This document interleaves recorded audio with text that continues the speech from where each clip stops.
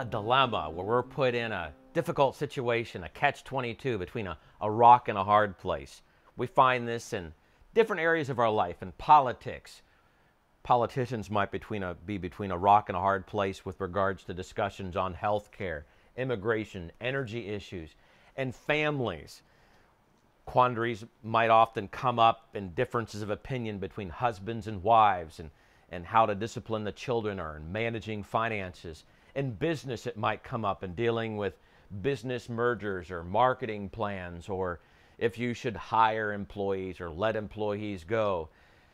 And when we come to Christmas, which we're in the mid, just starting this Christmas season, we can come to quandaries in Christmas, such as, where are we going to spend Christmas this year? What will the Christmas budget be? Or if sometimes there are tragedies or illnesses or unfortunate sicknesses that come in the middle of the Christmas season.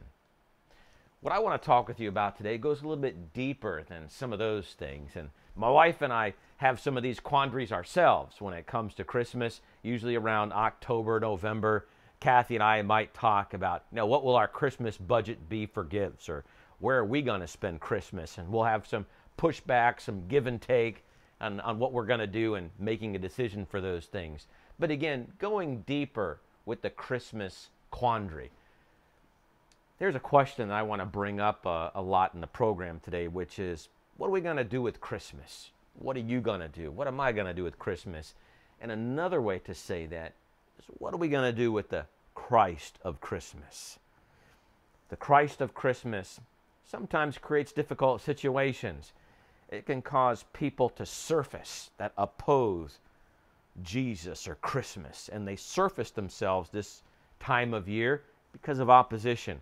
It also raises up people who might be passive. They're all right with Santa and elves and the reindeer and somewhat with the belief of Jesus, but it's all kind of surface stuff for them, so a little shrug of the shoulders. And then you have those folks that are really passionate about Christmas.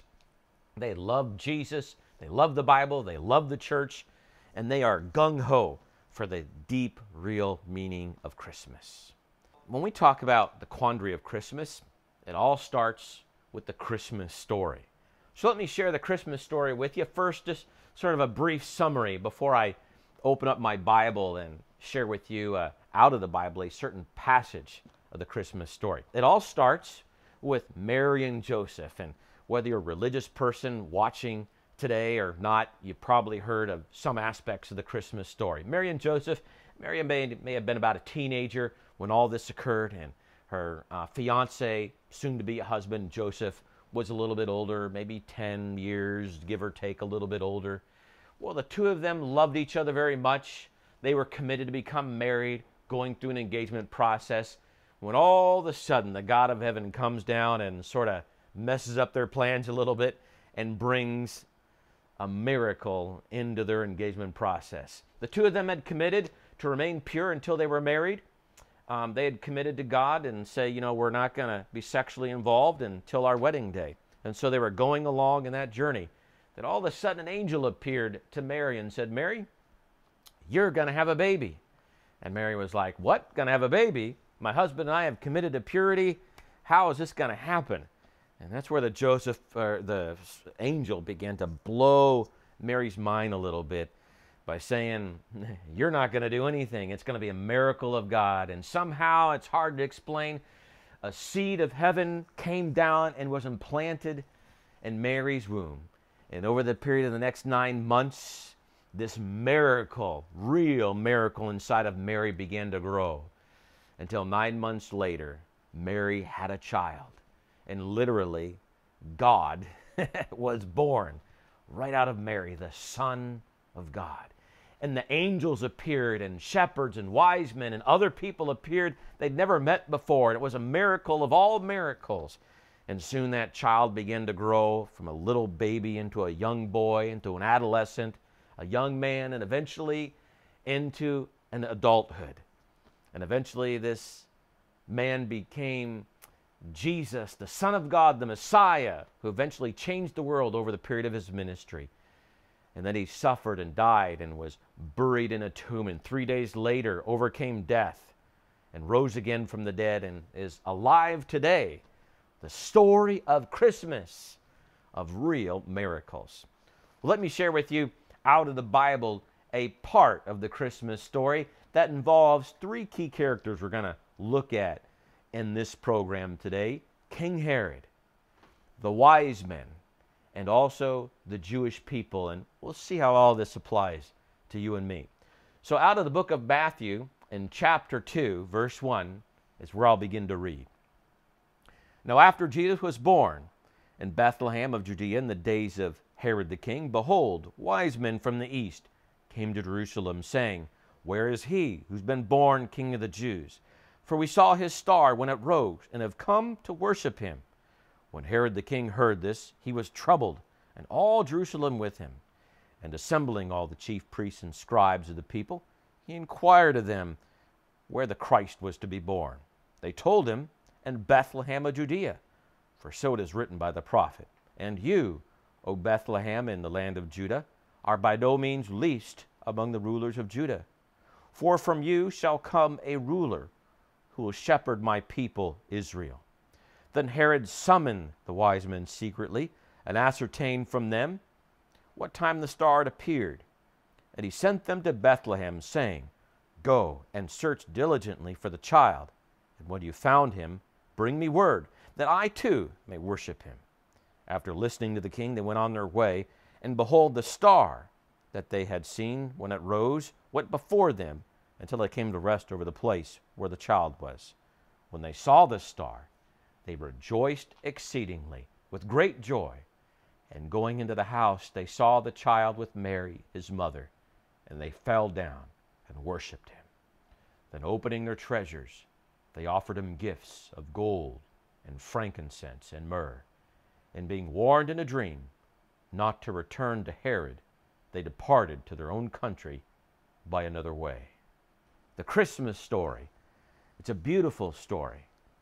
But what are we going to do with this story? What are we going to do with Christmas?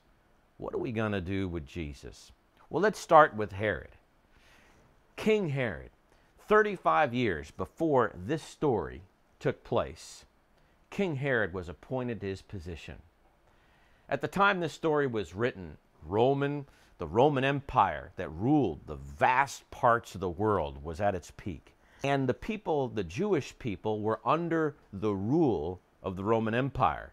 And they had provinces far and wide across the Roman Empire. And they appointed various governors or kings to rule these various provinces. King Herod was appointed by the Roman Senate to be the one that rules over the Jewish people.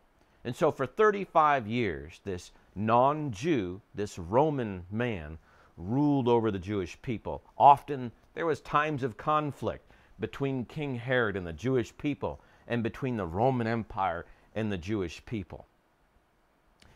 And King Herod was also somebody that had a lust for power, and he abused his power and was very suspicious about anybody that came along that might want to take over his throne and push him out of the way and become the next king or governor over the Jewish people. And this led him to be a very cruel and abusive king. So cruel that it didn't matter who you were, he would take you out if he thought you as a threat.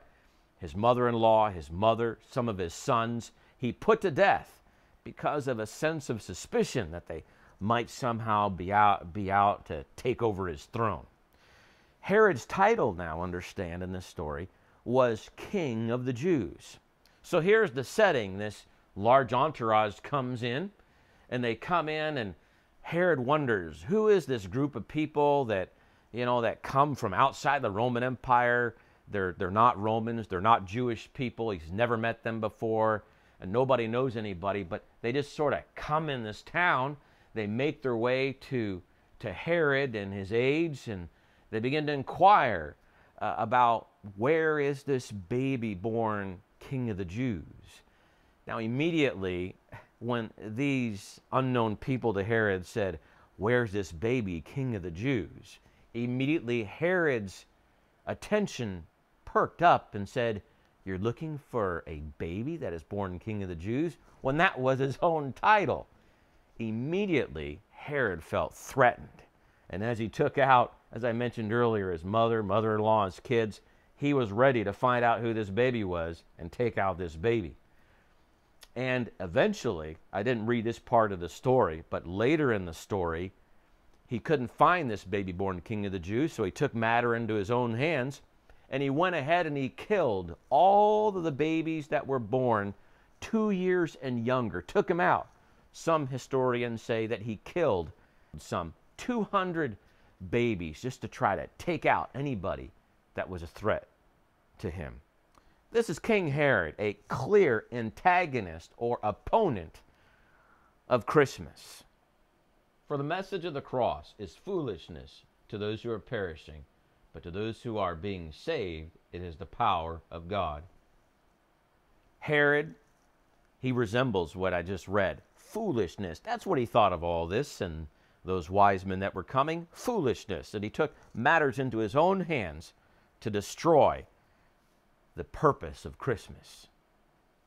The person without the Spirit does not accept the things that come from the Spirit of God, but considers them foolishness and cannot understand them because they are discerned only through the Spirit. Herod did not have the Spirit of God living in him. That's why he thought all of this was foolishness. He didn't understand it and wanted to wipe it out.